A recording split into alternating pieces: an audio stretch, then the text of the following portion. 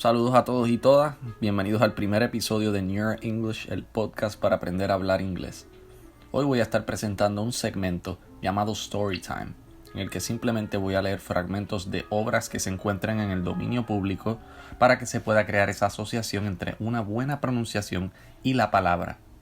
Les aconsejo a todos y todas que prendan sus subtítulos para que puedan ver cada palabra que digo y creen esa asociación. Así que aquí vamos.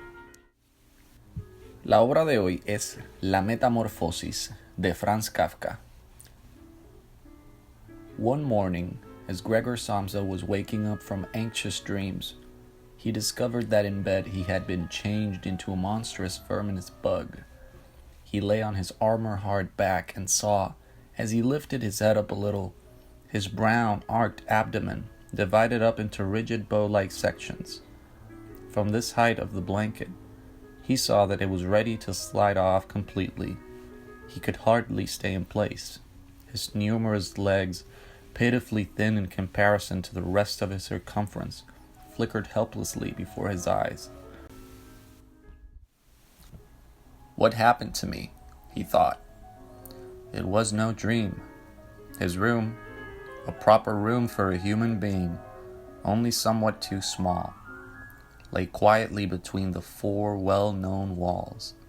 Above the table, on which an unpacked collection of sample cloths was spread out, hung the picture which he had cut out of an illustrated magazine a little while ago and set in a pretty gilt frame. It was a picture of a woman with a fur hat.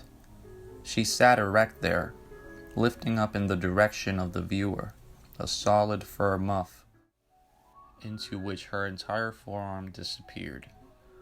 Gregor's glance then turned to the window. The dreary weather made him quite sad. Why don't I keep sleeping for a while? Maybe I'll forget all of this, he thought. But this was entirely impractical, for he was used to sleeping on his right side, and in his present state, he couldn't get himself into that position. No matter how hard he threw himself onto the right side, he always rolled again onto his back.